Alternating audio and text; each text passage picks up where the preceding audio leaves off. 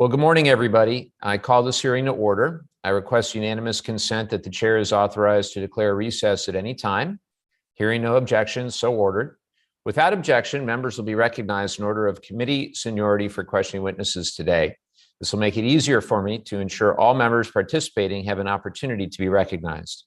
I want to welcome everybody to today's Economic Opportunity Subcommittee Oversight hearing entitled Securing High Demand Jobs for Veterans. Today, our subcommittee will review the Veteran Employment Through Technology Education Courses, or VET-TECH program, as well as the Veterans Rapid Retraining Assistance Program, or VRAP. Through the VET-TECH training program, VA covers full-time tuition costs and housing expenses for enrolled participants. Since its inception in 2019, nearly 5,000 veterans have used VET-TECH to train for jobs in the high-tech industry. The subject areas in which a veteran can train are those not traditionally covered by other VA educational assistance programs, including computer software, information science, media application, data processing, and computer programming. VET-TECH incentivizes training providers to adequately prepare veteran participants for employment in their field of study by paying tuition and fees in increments, meaning the training provider does not receive a full reimbursement of tuition costs unless a veteran obtains meaningful employment after completing their program. The employment rate for veterans who complete their VET-TECH program is around 72%, and their average salary is roughly $60,000. I'll be interested to hear from VA today about how those data points compare against industry averages and any goals or plans they have for improvement. We've also seen that veteran demand for VET-TECH routinely outstrips the program's funding. At the beginning of the pilot, VET-TECH had an authorization of $15 million per year, which was exhausted within months after the program opened to applications. In my legislation, the Johnny Isakson and David P. Rowe Veterans Healthcare and Benefits Improvement Act of 2020, this committee increased the authorization of VET-TECH to $45 million per year. I look forward to continuing to work with the VA and the minority to discuss how we can build off the success of the VET-TECH pilot to give more veterans the opportunity to expand their skill set for jobs in the high-tech industry. As we discuss the future of VET-TECH today, I'll be interested to hear from our witnesses how VA and training providers would scale this program in an effective manner to serve all eligible veterans interested in participating. Today, we'll also discuss VRAP, a temporary assistance program which Congress authorized the American Rescue Plan Act in response to pandemic-induced job loss. VRAP was intended to give veterans who had previously used their full GI Bill entitlement and were unemployed due to the pandemic the chance to quickly train for new careers and enter into high-demand occupations. This committee worked closely with VA to develop VRAP and set the authorized levels of participation and funding based off anticipated veteran demand for the program. The funding cap on VRAP is $386 million, and the maximum number of participants that can enroll is 17,250. When one of those thresholds is met, the program is exhausted. However, VRAP authorization expires in just 10 months on December 11th, 2022, and any funding not used before then will be returned to the Treasury.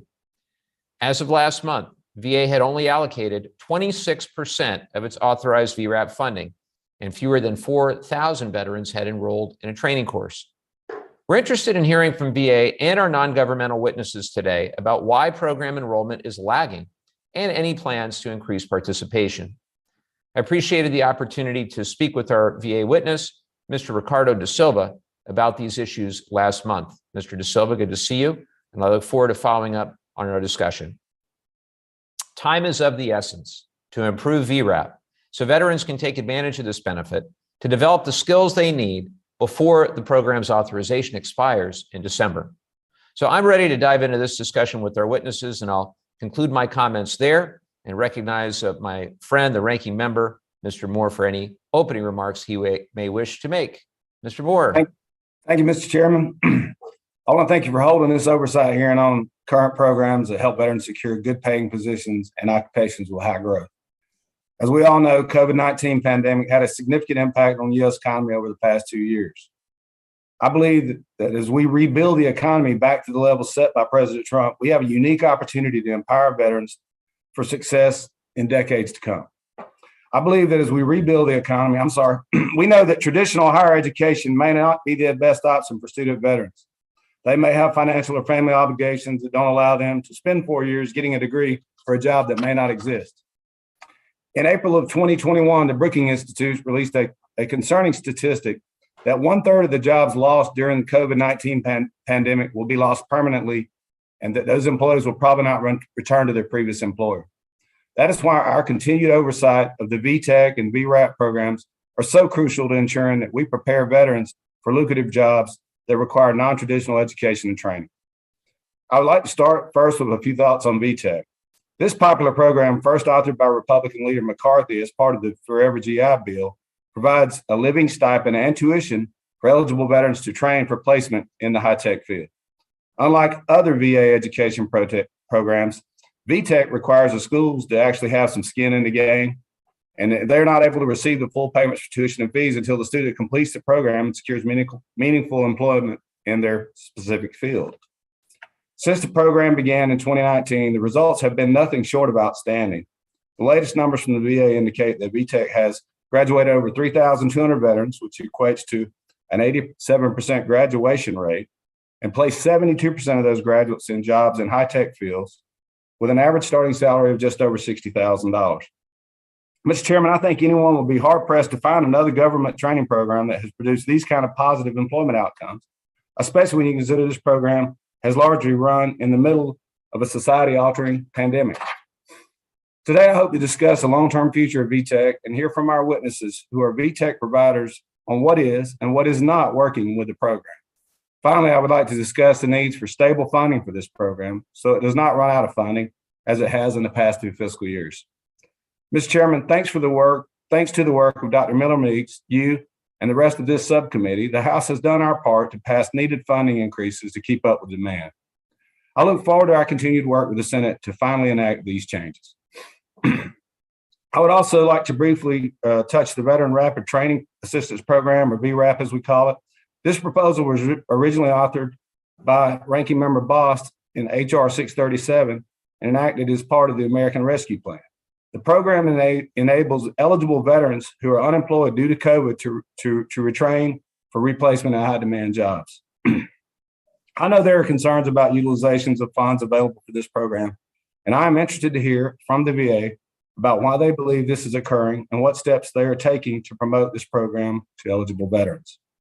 The program, like VRAP and VTech, are critical in our efforts to get unemployed veterans back to work in the post-COVID-19 economy. Again, I want to thank you, Mr. Chairman, for holding this hearing and our witnesses for being here today. And with that, I yield back the balance of my time. I thank the ranking member for his remarks, and we'll turn now to our first panel today, where we'll hear from the Department of Veterans Affairs. And I'd like to welcome back to our committee Ricardo Da Silva, the Program Integration Officer for Education Services in the Veteran Benefits Administration. Good to see you today. Thanks for joining us. We also have a written statement from the Government Accountability Office, which will be entered into the record. Mr. Da Silva, I'd now like to recognize you for 5 minutes. Good morning, Chairman Levin, Ranking Member Moore, and other members of the committee. I appreciate the opportunity to appear before you today to discuss the progress made by the Department of Veterans Affairs toward implementing the Veteran Rapid Retraining Assistance Program, VRAP, and the success of the Veteran Employment Through Technology Education Courses, VETTech pilot program. VA recognizes the importance of expanding pathways to employment through retraining and innovative education programs, which aid veterans seeking to start or grow their careers in high-demand occupations, and appreciates the work of the committee to expand such opportunities. Part of the American Rescue Plan Act of 2021, VRAP requires VA to carry out a retraining program which provides up to 12 months of assistance via covered programs of education to not more than 17,250 eligible veterans who are unemployed due to the COVID-19 pandemic. Eligible individuals receive a monthly housing allowance for each month they are in VRAP, and retraining assistance is paid directly to participating schools in the following increments: 50% at the beginning of the training program, 25% at the program's completion, and 25% after the veteran finds employment in a field related to the training. VA collaborated with the Department of Labor to identify high-demand occupations and successfully implemented VRAP within 60 days of enactment. As of January 31st, 2022, there have been over 4,000 VRAP participants. VA has received over 14,000 applications for VRAP, and 10,000 veterans have received a certificate of eligibility. To date, 679 veterans have graduated from a program using VRAP, and just under 100 have been employed as a result of their participation.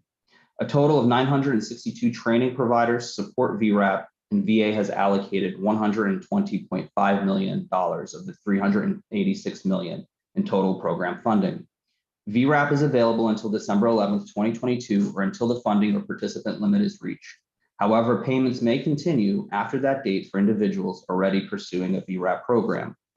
VA is employing a comprehensive outreach and communications campaign to raise awareness of and encourage participation in VRAP, and is using mass emails, newsletters, social media posts, videos, and briefings to reach veteran and school audiences. VA is conducting analysis of the program to identify gaps and increase program awareness, and is working on fielding a survey and hosting listening sessions to understand why over 5,000 veterans have not used their VRAP certificate of eligibility.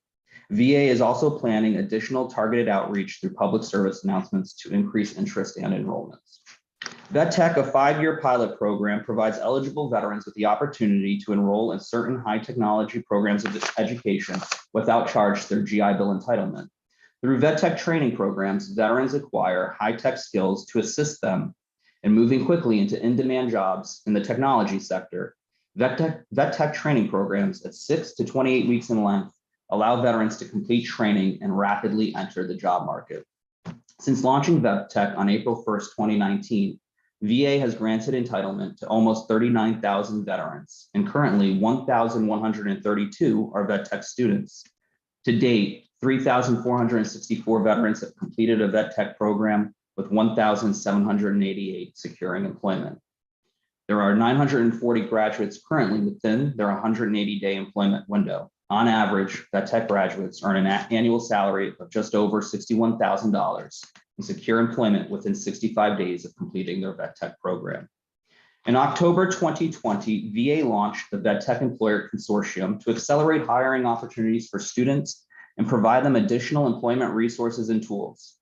The collaboration between training providers, employers, and VA within the consortium creates a key space for students to network, attend events hosted by VA and employer partners, and be primed for employment success at the completion of their program. The Employer Consortium supports VA's commitment to shorten the hiring window from the time of program completion to employment. Veteran demand for VetTech continues to be strong, and in January 2021, as part of the Isaacson-Rowe Act, and in response to 3 previous funding exhaustions, VetTech's annual funding cap increased to $45 million. VA has allocated $36 million in VetTech funding for fiscal year 2022 and expects available funding to run out this spring.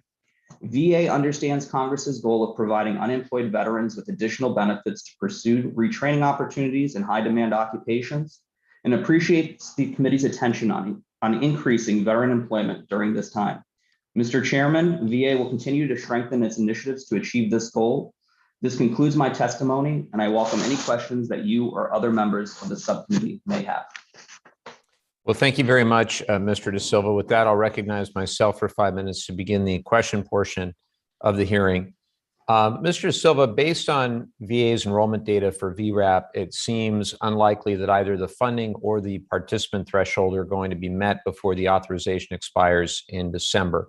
The committee is concerned about what will happen to any remaining funds following the expiration date, and we're also concerned that there's such a slow uptake in program enrollment, considering we base the authorization levels on VA demand estimates.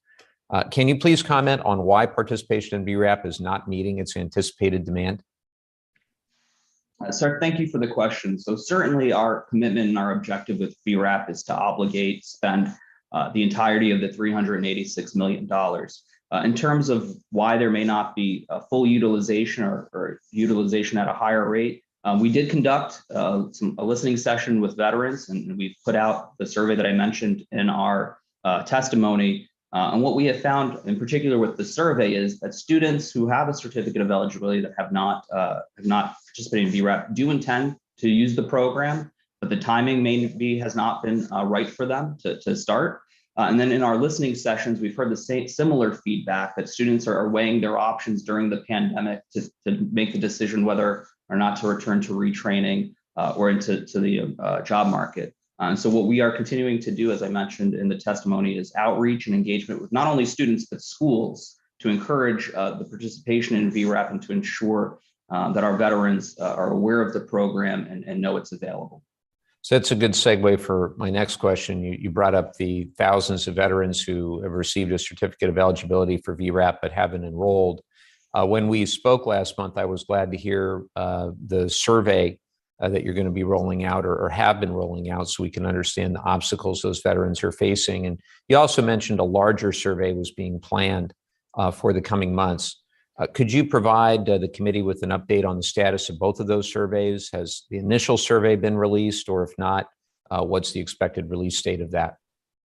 Thank you for the question. So the initial survey on individuals who have a COE, a certificate of eligibility, but have not used VRAP, we opened that up on Monday of this week and asked folks to begin to take that survey. So it's just at the start. The other survey, which measures progress that students have made after completing a VRAP program, that will roll out in a couple of months as well.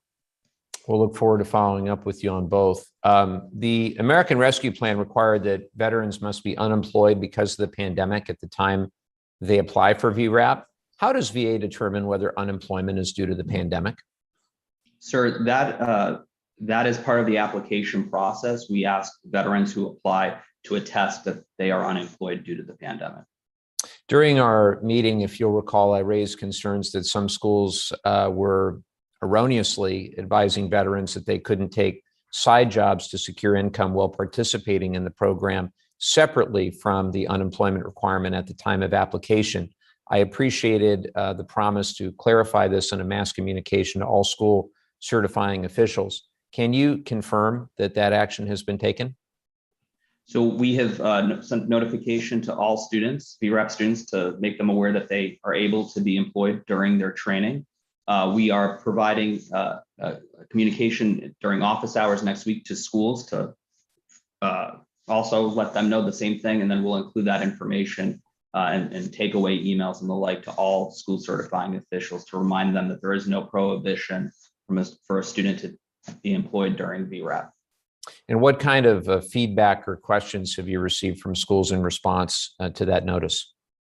I think schools, in particular with this one, just want to, and we made this clear in our student email as well, that while a student can be employed during their training, certainly the last payment for VRAP is based on their employment in the field that the student has trained in. So schools certainly want to make sure that that's clear to their students, and we support them in that, in making that clarification. Thank you for that. Lastly, you mentioned in the meeting that VA would be rolling out a public service announcement to increase awareness of VRAP. What's the status update on that effort? Yeah, thank you for the question. We expect that that'll be on air in the next couple of weeks here in February, both traditional radio, TV ads, and then also a digital campaign via Google Ads, podcast advertisements, and the like. Okay, well, we'll look forward on following up with you on everything we just discussed. And I'm grateful for your efforts to try to get the utilization numbers up. And with that, I'll yield to the ranking member for his questions. Thank you, Mr. Chairman. Mr. Silva, what funding do you think we need to fully meet the demand for the vet tech for a full fiscal year? What level of funding would you think would be needed?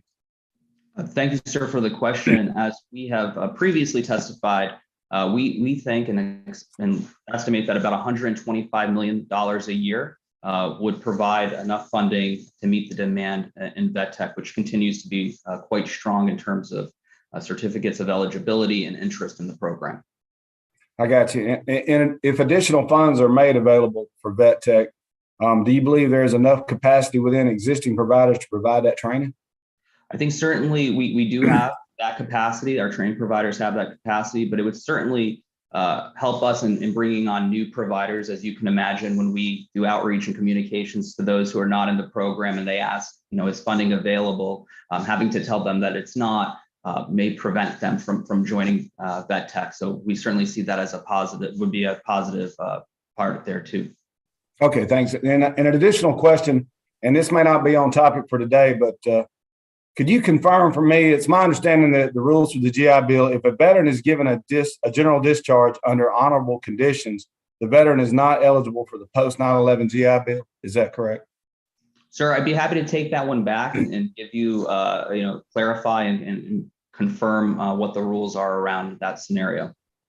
Okay, and if you find out that that is the case, am I correct that the VA has no way to upgrade this discharge through a character service determination process? So there are processes available, and we can certainly provide you and your staff and the committee further details on how that might happen. Okay, thank you. Yes, if you don't mind, I'd appreciate that. And with that, Mr. Chairman, I'll yield back. Thank the ranking member for his questions. I'd now like to recognize my friend from New Hampshire, Mr. Pappas, if he's still on. Chris, you there? Not hearing from Mr. Pappas, we'll turn now to my friend, Mr. Trone. David, take it away. Chairman, are we coming through? Okay, great. Thank you for holding this hearing today. I formerly ran a large company, and nothing made us prouder when we could hire vets for our team.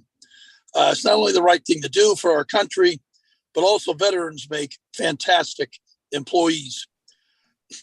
Veterans are mission-driven, natural leaders, and excel at teamwork.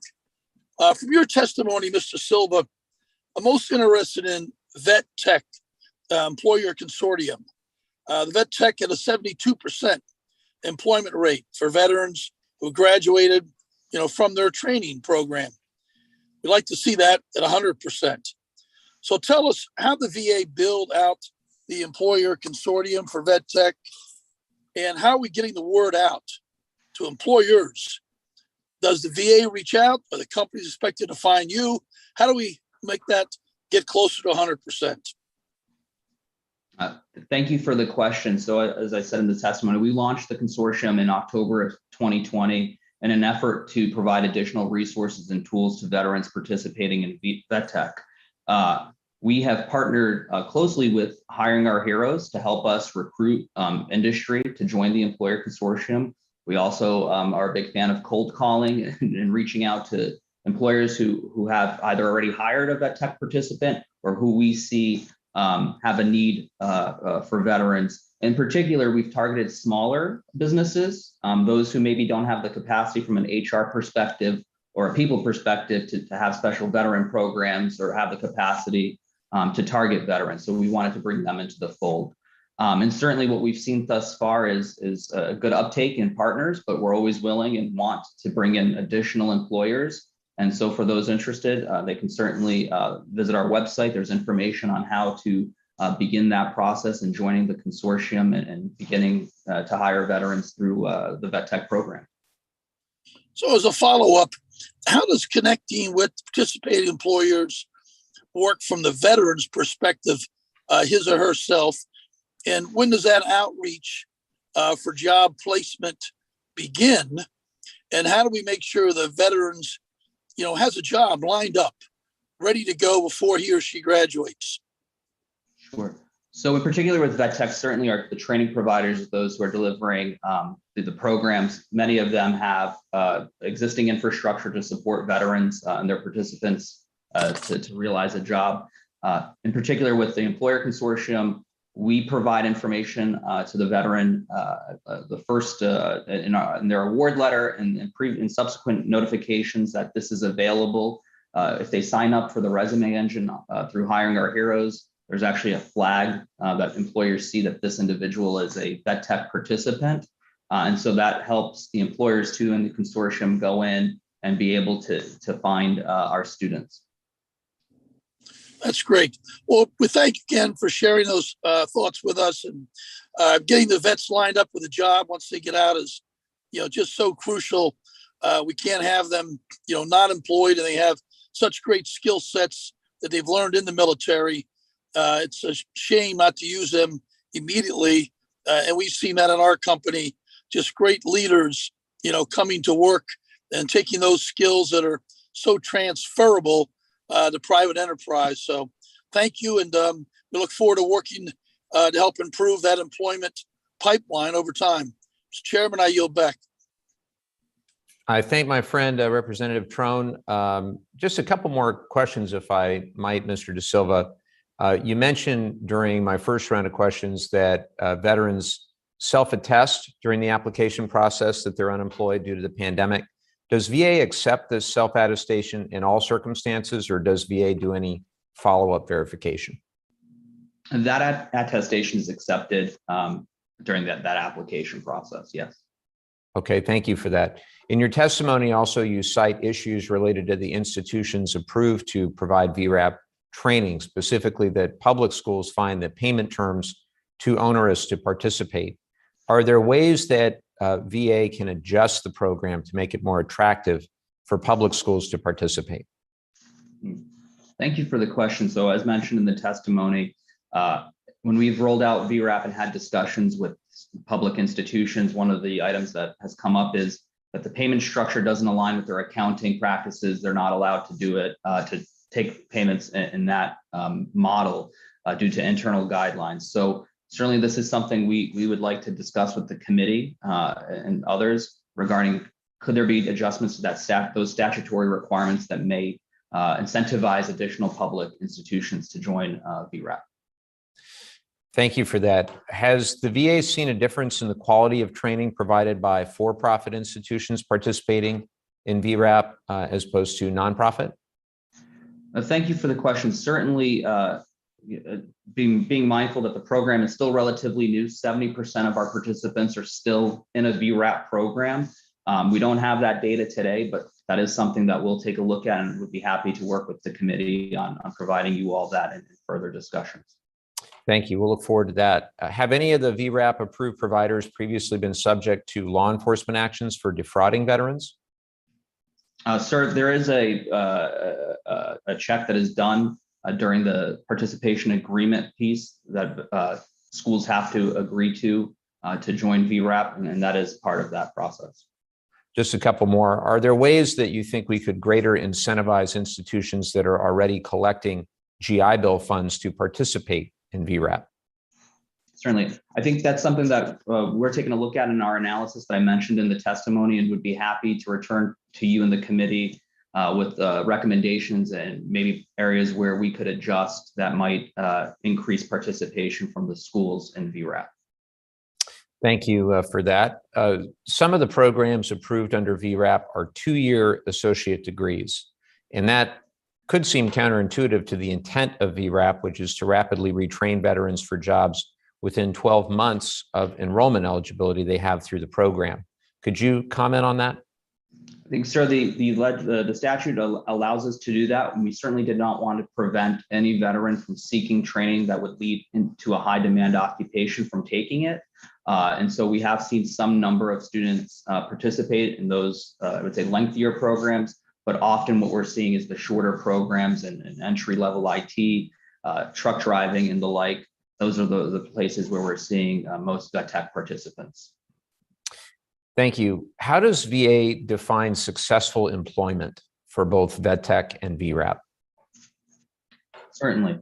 So in both programs, we require both the student and the training provider to certify to VA that the student has entered or has secured a job in the field that they are training in. And then certainly, specifically with VedTech, as we have gotten additional data, we are benchmarking sort of those numbers to see if there is an opportunity to make adjustments to that process.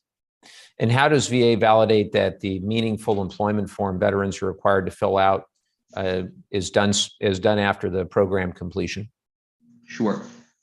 So we certainly encourage and make both students and schools aware of that requirement throughout the process and throughout our administration of both programs. And then, as I mentioned, both entities, student and provider, have to sign, I think under perjury, that the information that they are providing to VA is in fact true and accurate.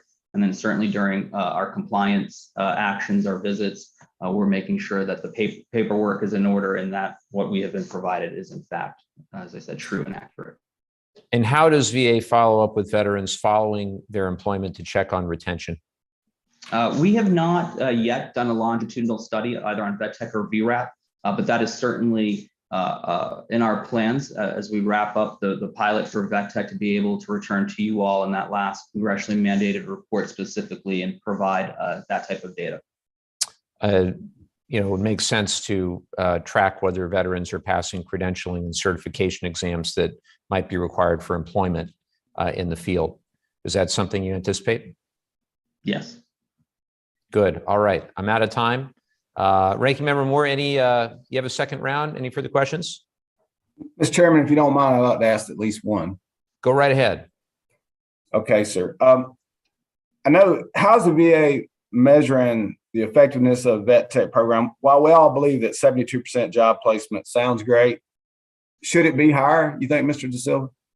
I think certainly, as the Secretary has made clear, we are to be judged on the outcomes, on our outcomes, specifically veteran outcomes, and are pushing to increase that rate to 100%. That's one of the reasons why we have launched the Employer Consortium and continue to collaborate with Hiring Our Heroes, with the Department of Labor, and also our training providers to make it very clear to them that the center of this program is not only training, but it's that employment piece at the end. And so we have taken steps to improve that, and we'll continue to do so throughout the pilot.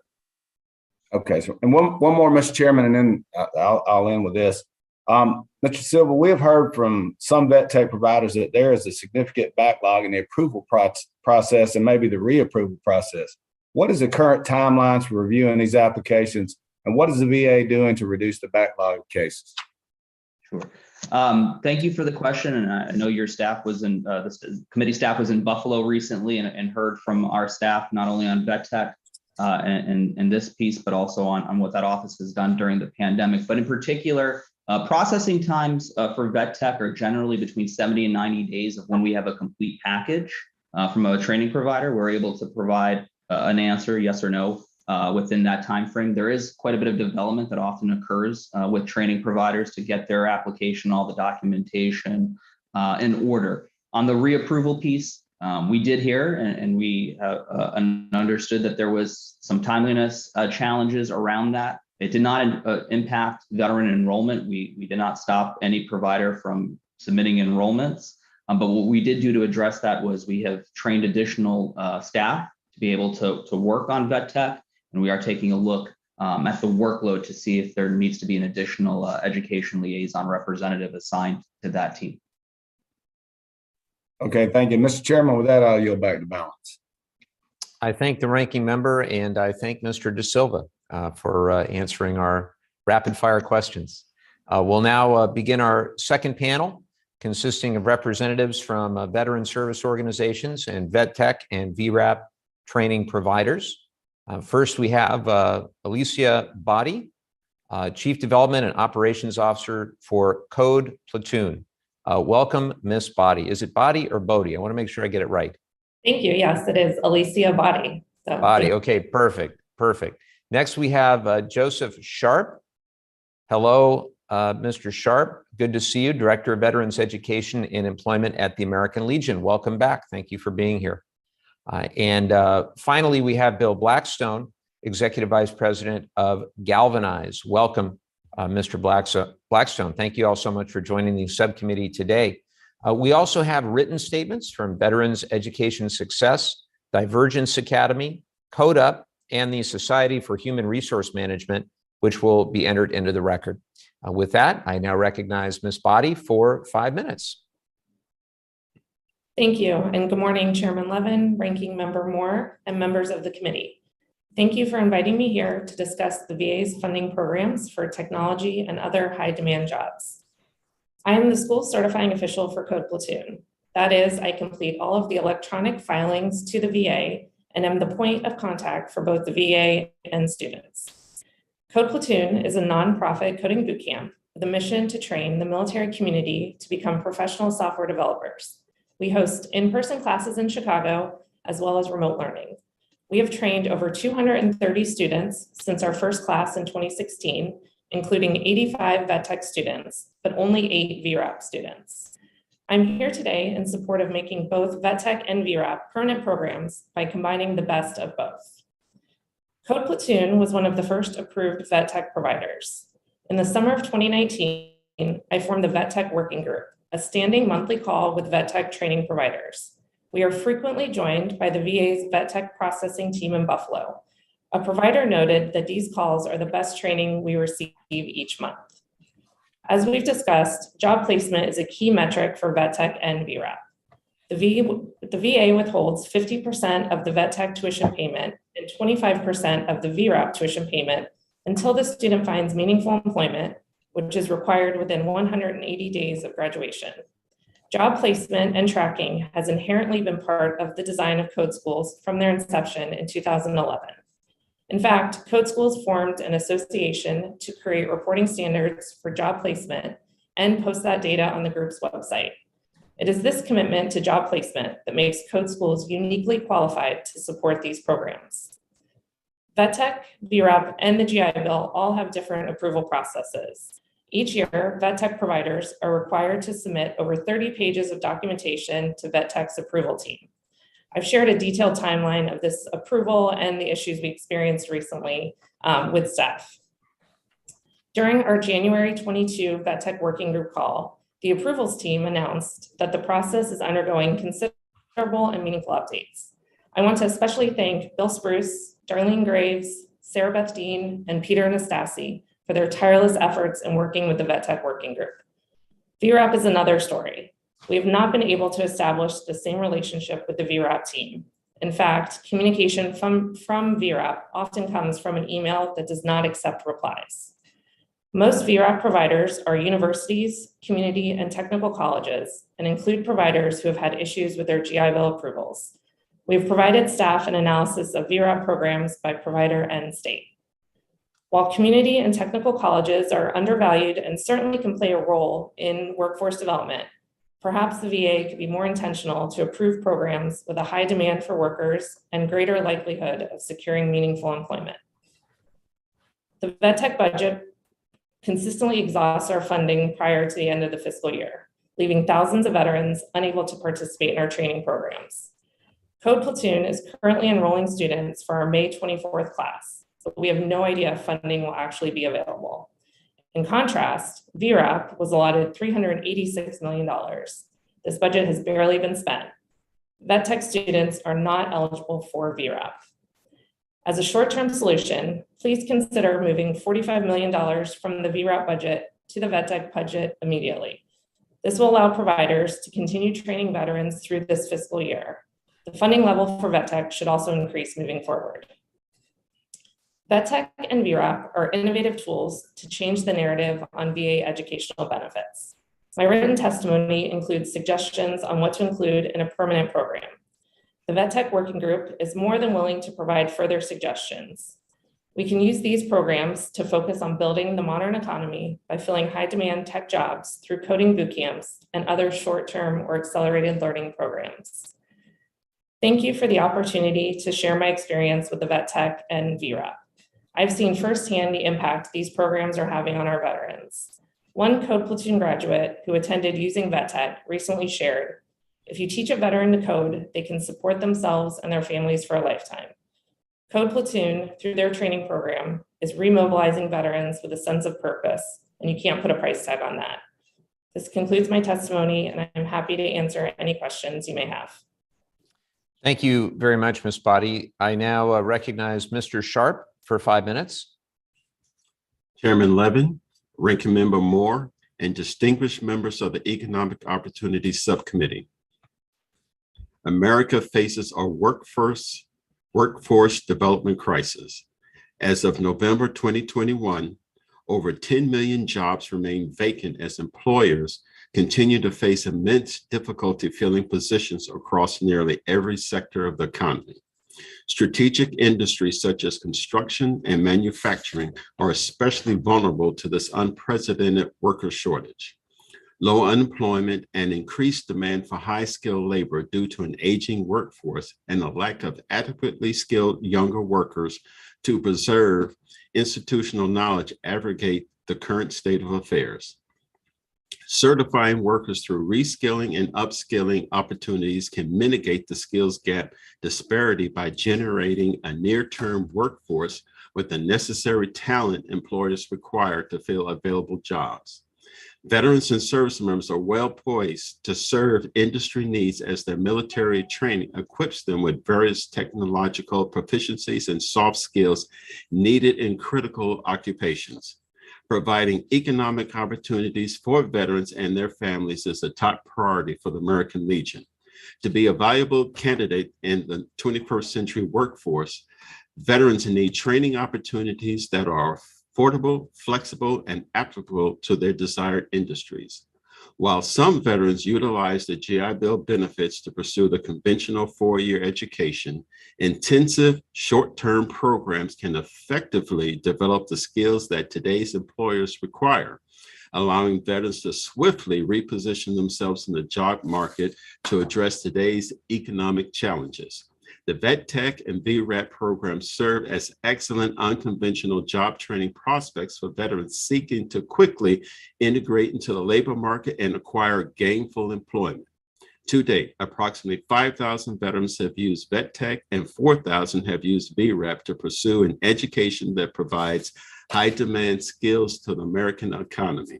The American Legion commends those initiatives and would like to provide recommendations for consideration to the committee moving forward.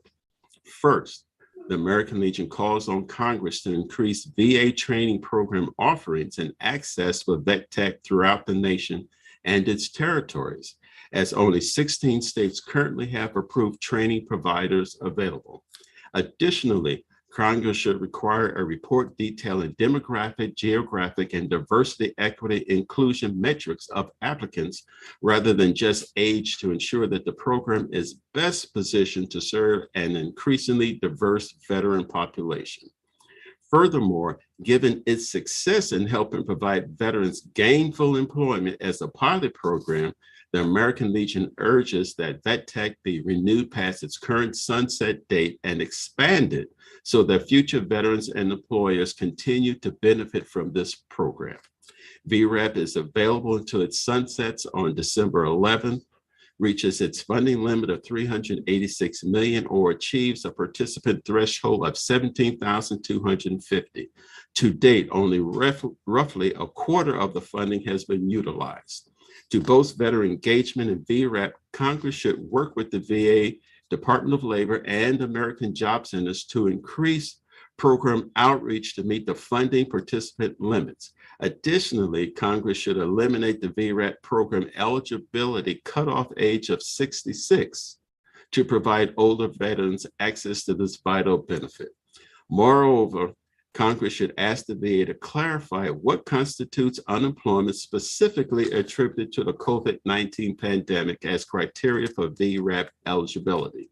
Since the current criteria is ambiguous, many qualified veterans may shy away from the program due to falsely believing they are ineligible. Finally, the American Legion calls on Congress to expand VRAP eligibility to any veteran who is currently unemployed or underemployed.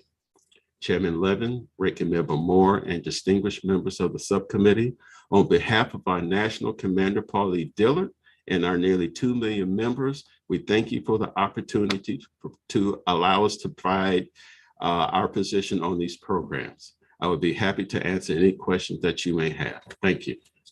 Thank you very much, Mr. Sharp. I now recognize Mr. Blackstone for 5 minutes. Chairman Levin, Ranking Member Moore, and members of the committee. On behalf of Galvanize, I'm honored to appear before you today to talk about 2 programs that help veterans secure high-demand jobs, VetTech and VRAP. I'm Bill Blackstone, the Executive Vice President for Operations at Galvanize. Our company was founded in 2012 with a mission of providing quality, relevant coding training to students looking for a career in software engineering. Our company provides software and technical skills training programs to employees of Fortune 500 companies, active duty personnel, transitioning service members through DoD SkillBridge, and veteran and civilian consumers enrolling in our Hack Reactor branded consumer education products. These programs range from full-time and part-time immersive training, commonly referred to as coding boot camps, to bespoke reskilling and upskilling programs. Galvanize is an outcomes-driven education company. Simply put, our business depends on meeting our clients' objectives and our graduates getting jobs. As a result, we must remain agile and relevant in our course offerings, or students will look for other educational opportunities. The job growth in the technology industry presents a significant opportunity for veterans. While bootcamp graduates typically see starting salaries averaging above $69,000, veterans average 11% higher wages as software engineers compared to non-veterans. Further, with 81% of employed veterans earning below $60,000 per year, programs such as VetTech provide a needed on-ramp to higher lifetime earning potential for veterans and their families. Galvanize is a strong supporter of VetTech program. As a preferred VetTech provider, we have agreed to only receive full tuition payment if a student finds meaningful employment within the field of study within 6 months of graduation. Otherwise, Galvanize receives no further payments and must refund all tuition received. In other words, we have 100% tuition liability that is directly tied to the student's vocational success. Since 2019, we have educated 474 veterans, 316 of those enrolled using VetTech benefits. Of those using VetTech, 73% have been employed in their field of study, many being employed by some of our nation's top technology companies with an average starting salary just over $90,000, far above the National Coding Bootcamp average. The success of this program is best viewed, however, through the eyes of those benefiting most from VetTech. Sergeant Travis Williams was a ground communication repairman in the United States Marine Corps. After completing his service, Travis spent an unfulfilling 2 years in the tax industry. Looking for a career transition, he discovered the Hack Reactor 12-week coding bootcamp program at Galvanize through VetTech. Without the VetTech benefit, the transition into becoming a software engineer would have been nearly impossible for Travis without suffering extreme financial hardship. After attending our program, Travis received a job offer 2.5 months after graduation with a household name technology company. This offer included a 5-figure signing bonus and a starting salary 50% higher than the Galvanize average VetTech starting salary. In Travis's words, the outcome was literally a dream come true. There have been significant improvements to the VetTech program over the last year, including increases in funding to broadening the eligibility to include transitioning service members. In addition, the VA program staff in the Buffalo, New York office have been nothing short of world class. Even with all of its merits, there are areas of potential improvement for the VetTech program. First, the unevenness of funding has a significant impact on both veterans and providers. In order to participate in a VetTech approved program, many veterans quit their jobs. In fiscal year 21, when funding ran out without warning nearly 6 weeks into the fiscal year, many veterans who were accepted and about to start their training were forced to scramble for alternative funding sources or attempt to rejoin the workforce. In addition, providers in the VetTech network face significant business disruption in the event of VetTech funds running out without warning. Creating a sustainable and predictable funding source will allow veterans and providers to better plan and will likely improve interest in the program. Second, while the VetTech administration team is amazing, they are severely understaffed, which may cause issues. For example, some students are faced with delays getting their eligibility confirmed prior to the start of the program. We strongly recommend investing in additional program staff resources to help support the program. Further, additional investment in online and automated tools, such as those being utilized by the GI Bill administration, will help alleviate delays. Galvanize also participates in the Vrap program. It is important to note that the program is narrowly focused. When one evaluates the criteria for eligibility, it starts narrowing the possible recipients down to a very small group. Further, out of that reduced population, it is even more challenging to find individuals interested and equipped to become software engineers. Vrap also faces the challenge of being a new program. In our experience with VetTech, it took nearly a year to see large adoption of the program. As a mission and outcomes-driven organization, we take pride in our success of our students, especially those who have honorably served our country. We have seen firsthand the benefits of veterans in our classroom and as employees. The VetTech and Vrap programs provide a significant opportunity to veterans, and we are extremely grateful for the committee and the VA's extraordinary work in establishing and continuously improving both programs. Galvanize is committed to the success of our veterans, and we look forward to remaining a partner with Congress and the VA. Once again, thank you for the opportunity to present testimony today, and I look forward to your questions. Thank you very much, Mr. Blackstone. We'll get to the question portion of our hearing, and I'll recognize myself for 5 minutes to begin. Ms. Spotty, wanted to thank you for your detailed testimony. Really appreciated your comments on the job placement issues that exist within Vrap, and I want to dig into these a bit. You mentioned that job placement is part of a code school's innate operating model, unlike a traditional or a technical school. Can you please discuss the differences in how code schools specifically place veterans into jobs? Yes, thank you for the question. So since the beginning of code schools, and certainly since the beginning of Code Platoon in 2016, part of our mission is not just to train our veterans, but to also get them into jobs. So we have a robust career services department that works with employers, works with our students, to make sure that they're finding opportunities immediately after graduation. It's never been enough for us to just do the training. We want to make sure that they get those first jobs and really get their careers started. I think in contrast, some of our traditional higher ed, they focus, on the training, but the career services component is just not there the way it is with code schools. Got it. Thank you. To your knowledge, is VA providing any technical assistance to traditional schools on how to fulfill the job placement requirements of VRAP? I'm not sure. All right, fair enough. Mr. Sharp, I appreciate your testimony regarding VRAP, and I share your concerns about low enrollment rates. You may have heard our interaction with the previous witness or the first panel. To what extent does the American Legion attribute the low uptake in VRAP participation, or I guess to what do you attribute the low participation rate, and what suggestions do you have for how VA can increase enrollment?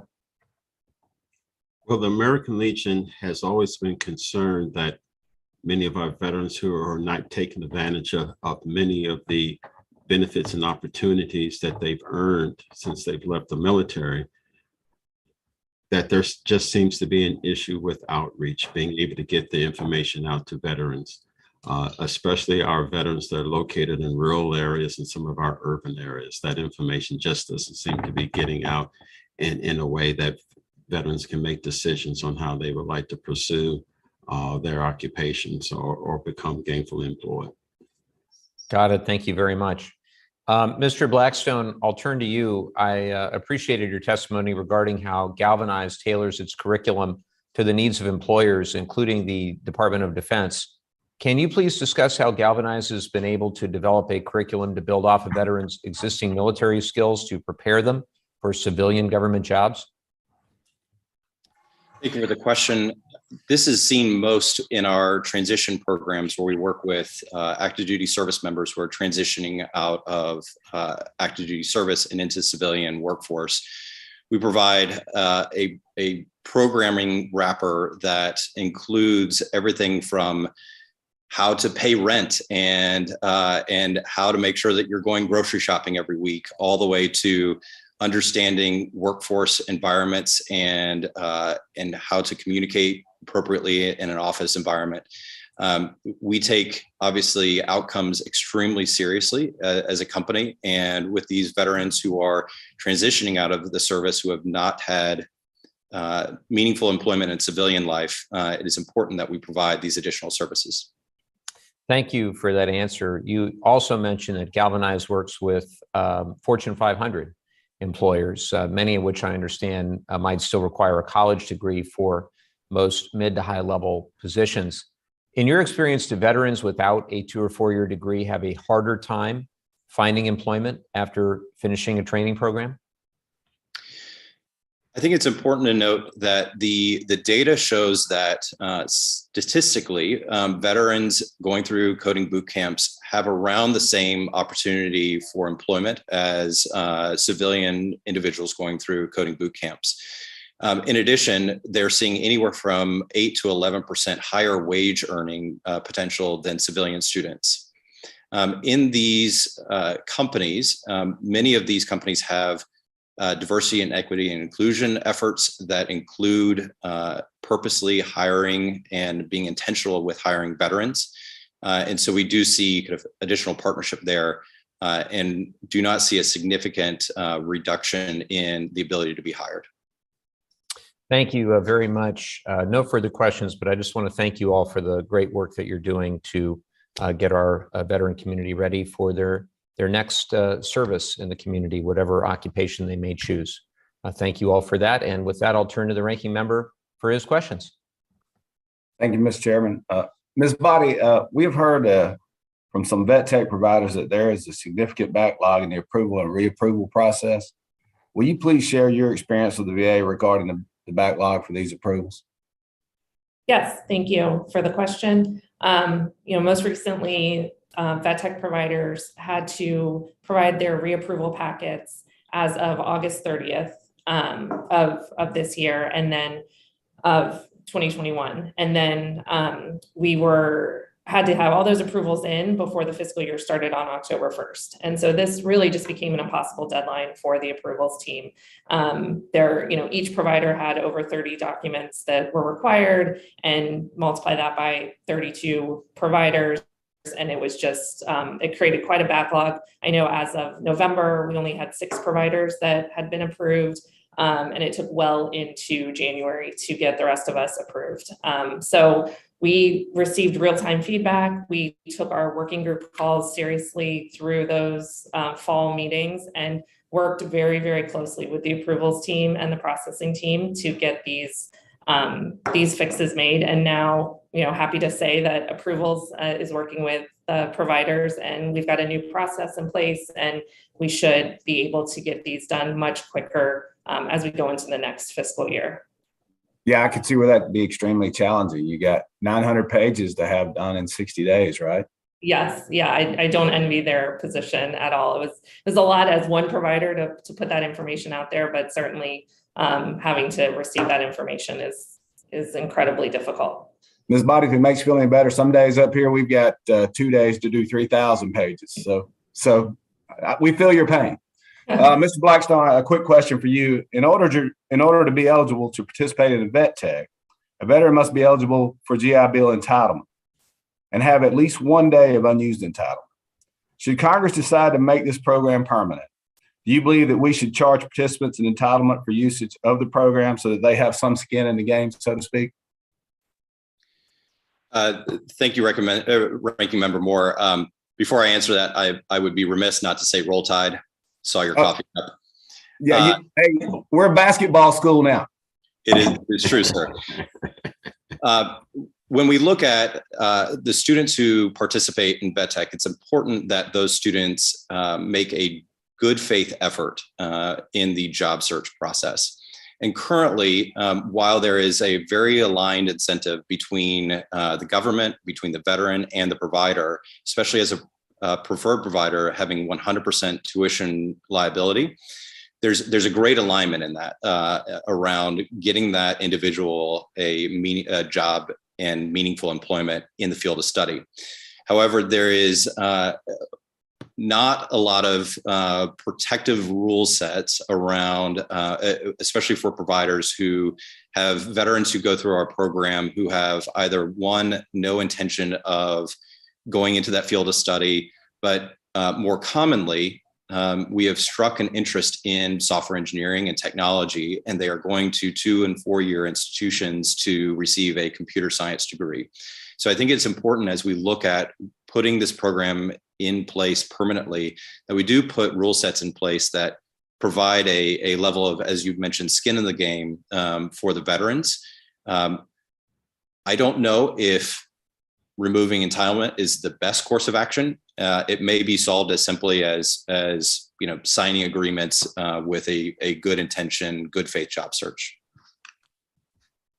Well, thank you, Mr. Blackstone. And with that, I'll say War Eagle and yield back, Mr. Chairman. We'll have to take this offline, gentlemen. Thank you, Ranking Member Moore.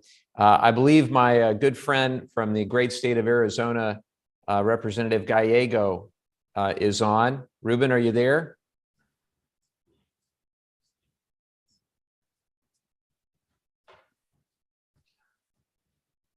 There he is. Sorry about all that. right. I thought it was going to be Representative Moore next. I apologize. It's all good. Ruben, the floor is yours. Thank you. I appreciate it. Questions first is for Mr. Blackstone. Thank you for being here. I'm very happy to tell you that I actually have a Galvanize campus in my district. It really has been an amazing center, especially community center too.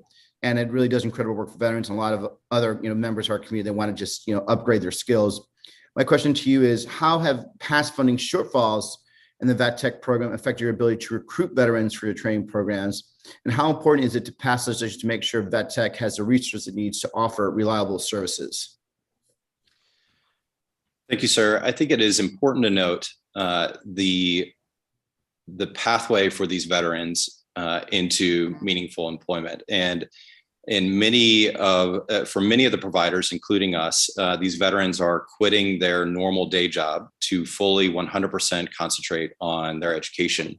Mm-hmm. And so, as mentioned in my written testimony, there are instances where veterans have already quit their job. They are about to start the program, and then funding runs out, and they are left scrambling for finding resources for their family. And I think it's important that we provide a stable foundation of predictable funding, especially for those veterans who are wanting to change the trajectory of their career.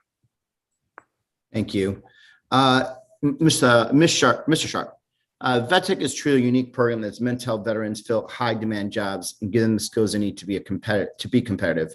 Can you expand on the importance of this type of education opportunity for veterans, and how does it complement the benefits offered under the GI Bill? We think it's a very important and crucial program, not only for veterans, but it's in the national interest to make sure that these veterans are coming out, that they're gainfully employed. Mm-hmm. During the height of the pandemic in April of 2020, we had 700,000 veterans that were unemployed. 50% of those individuals were in the service sector. It's our goal to try and move those individuals out of those particular positions and put them in gainful employment. If you have 62% of the adult population that's currently working, making $20,000 and less, that's not gainful employment.